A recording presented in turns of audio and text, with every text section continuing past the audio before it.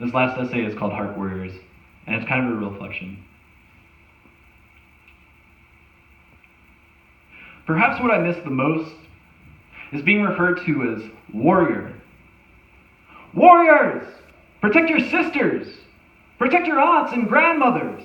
Form a line to surround them in prayer! Hold the line, warriors! Warriors! Form up! We'll build a fire for the women's sweat. A big fire. Be in prayer as you build this fire. Think of the women in your life. Think of the women you love.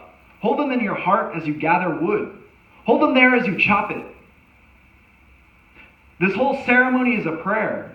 After the fire is built, you'll stand guard over your sisters. Make sure no one comes in to disrupt the ceremony. Make sure no one is gawking or taking photos. Make sure the women feel safe so they can be in prayer. Make sure the fire is healing. Warriors! Don't leave anyone behind. You need to watch out for your elders. Make sure you offer them a hand to get back to safety. Your duty is to protect your elders, to protect your sisters, to protect the future generations. Warriors, be strong, protect life. So at this point, my inner Aries, god of war, is already feeling encouraged with an axe in my hand, swinging at the logs, building campfires, and living this rugged, simple life, smiling to be referred to in this way, empowered by this culture of strength.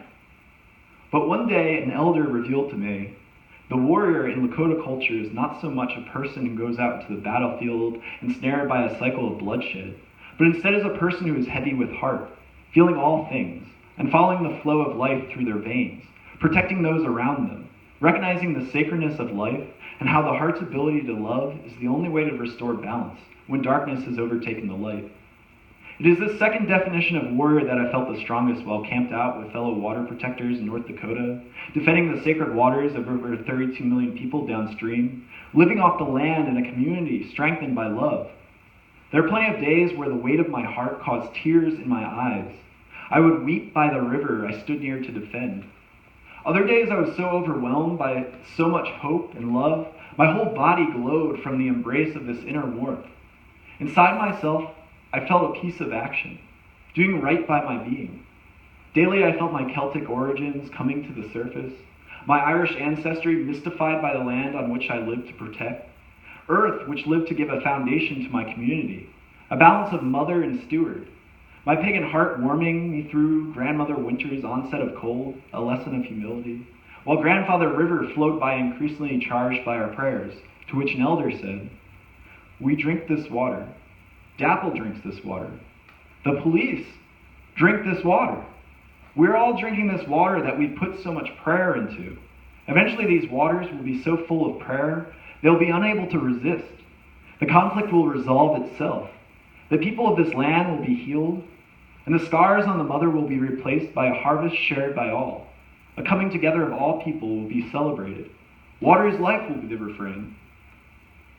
I met some of the bravest, most creative, inspiring, strong people during my time at Standing Rock. They came from all generations and backgrounds. Something pulled at their hearts and brought them there. Some traveling thousands of miles and across vast landscapes and even oceans.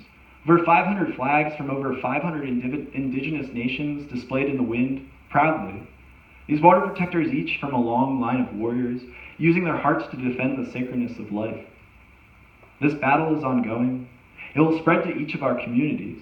Everywhere it spreads, be sure there will be warriors there to carry love in their hearts. Enough love to protect life. No spiritual surrender.